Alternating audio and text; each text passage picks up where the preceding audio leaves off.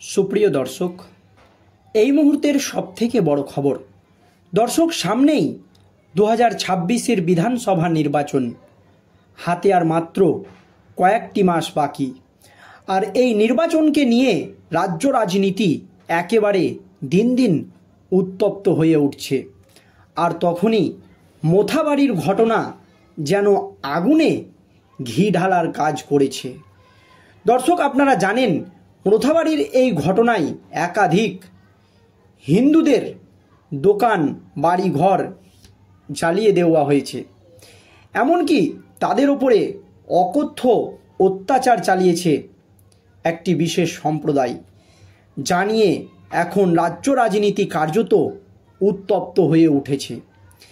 এই আবহে রাজ্যের বিরোধী দলনেতা শুভেন্দু অধিকারী মোথাবাড়ি যেতে চেয়েছিল, কিন্তু রাজ্য পুলিশের তরফে তাকে কোনো রকম অনুমোদন দেওয়া হয়নি। বিরোধী দলনেতা রাজ্য পুলিশের কাছে দাবি করেছিলেন তিনি বেশি লোকজন নিয়ে নয়, শুধুমাত্র হাতে গোনা কয়েকজন তার নিরাপত্তা রক্ষীকে নিয়েই তিনি মোথাবাড়ির ঘটনাটা সরজমিনে পর্যবেক্ষণ করতে চান বা দেখতে চান সেখানে হিন্দুদের বাড়িতে কী ধরনের অকথ্য অত্যাচার চালানো হয়েছে। কিন্তু রাজ্য পুলিশের তরফ থেকে বিরোধী দলনেতা শুভেন্দু অধিকারীকে মোথাবাড়ি যাওয়ার কোনো রকম অনুমোদন দেওয়া হয়নি। তারপরই রাজ্যের বিরোধী দলনেতা শুভেন্দু অধিকারী মোথাবাড়ি যাওয়ার জন্য কলকাতা হাইকোর্টের দ্বারস্থ হয়েছেন। শুধু তাই নয়, মোথাবাড়ির এই ঘটনায় গোটা রাজ্য জুড়ে আন্দোলন করার জন্য কলকাতা হাইকোর্টের অনুমোদন চেয়েছেন রাজ্যের বিরোধী দলনেতা শুভেন্দু অধিকারী। আর শুভেন্দু অধিকারীর করা এই মামলায় হাইকোর্টের একেবারে চরম পর্যবেক্ষণ। ঠিক কী জানিয়েছে হাইকোর্ট, দর্শক, কী নির্দেশ দিয়েছে শুনুন। বিরোধী দলনেতা শুভেন্দু অধিকারী মোথাবাড়ি যেতে চেয়ে কলকাতা হাইকোর্টের দ্বারস্থ হলেন। আগামীকাল বুধবার তার মোথাবাড়ি যাওয়ার কথা থাকলেও পুলিশের অনুমতি মেলেনি। সেই কারণেই কলকাতা হাইকোর্টের দ্বারস্থ হতে চলেছেন রাজ্যের বিরোধী দলনেতা শুভেন্দু অধিকারী। সূত্রের খবর, বিরোধী দলনেতা একজন এমএলএকে সঙ্গে নিয়ে এবং তার কিছু সিকিউরিটিকে সঙ্গে নিয়ে মোথাবাড়ির ঘটনাস্থলে যেতে চাইছেন। অতিরিক্ত কোনো লোক তার সঙ্গে যাবে না, এই আশ্বাস দেওয়ার পরেও পুলিশের অনুমোদন মেলেনি। সেই কারণেই কলকাতা হাইকোর্টের দ্বারস্থ বিরোধী দলনেতা শুভেন্দু অধিকারী। কলকাতার মামলা দায়ের এর অনুমতি দিয়েছেন কলকাতা হাইকোর্টের বিচারপতি তীর্থঙ্কর ঘোষ। বিরোধী দলনেতা শুভেন্দু অধিকারী যে মামলাটি দায়ের করতে চেয়েছিল, শুভেন্দু অধিকারীর আর্জি রেখে তাকে মামলা করার পরিষ্কার অনুমতি দিয়েছেন কলকাতা হাইকোর্টের বিচারপতি তীর্থঙ্কর ঘোষ। আগামী বৃহস্পতিবার শুনানির সম্ভাবনা। গত বুধবার মোথাবাড়ি বাজারে হিন্দুদের দোকান ও বাড়িতে হামলা হয় বলে অভিযোগ উঠেছে একটি নির্দিষ্ট সম্প্রদায়ের সদস্যদের বিরুদ্ধে। সোশ্যাল মিডিয়ায় গোটা এলাকা হিন্দু শূন্য করার ডাক দিয়ে হামলা চালানো হয়েছে বলে অভিযোগ। এমনকি এলাকায় মহিলাদের শাখা সিঁদুর পরতে দেওয়া হচ্ছে না বলেও অভিযোগ। রবিবার মোথাবাড়ি যাওয়ার পথে পুলিশের বাধার মুখে পড়েন রাজ্যের বিজেপি সভাপতি সুকান্ত মজুমদার। মঙ্গলবার শুভেন্দুবাবু বিচারপতি তীর্থঙ্কর ঘোষের এজলাসে মোথাবাড়ি যাওয়ার অনুমতি চাইতে আবেদন করতে চান। তিনি জানিয়েছেন সেখানে কোনো মিছিল করার পরিকল্পনা নেই তার সঙ্গে থাকবেন কয়েকজন বিধায়ক। এই প্রেক্ষিতে মামলা দায়েরের অনুমতি দিয়েছে কলকাতা হাইকোর্টের বিচারপতি তীর্থঙ্কর ঘোষ। অন্যদিকে মালদহের মোথাবাড়ির ঘটনায় জেলা শাসক ও পুলিশ সুপারের রিপোর্ট তলব করেছে কলকাতা হাইকোর্ট।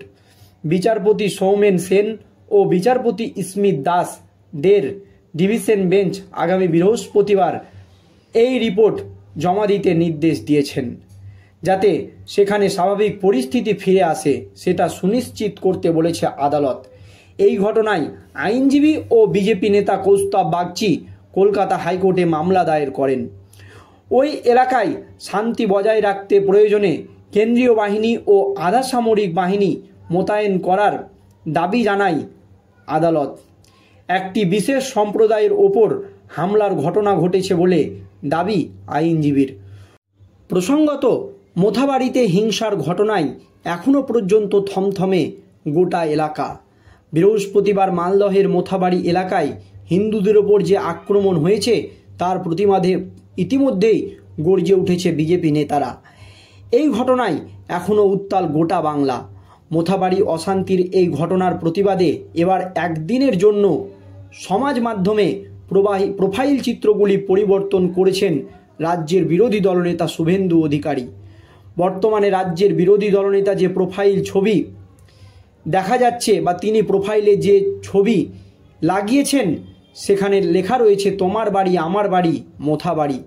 ফেসবুকে এই প্রোফাইল ছবি বদল করার পাশাপাশি সবাইকে জোট বাঁধার আহ্বান জানিয়েছেন বিরোধী দলনেতা শুভেন্দু অধিকারী। প্রথমেই তিনি মনে করিয়ে দিয়েছেন যেখানে ধর্ম আছে সেখানে জয়। তারপরেই রাজ্যের হিন্দুদের উদ্দেশ্যে তার প্রশ্ন, আর কত শতবার হিন্দুরা আক্রান্ত হলে আমরা জোট বাঁধব, একে অপরের পাশে দাঁড়াবো। রাজ্য জুড়ে লাগাতার হিন্দুদের ওপর আক্রমণ প্রসঙ্গে শুভেন্দুর অভিযোগ, পশ্চিমবঙ্গে দিকে দিকে আমরা হিন্দুরা আক্রান্ত হচ্ছি।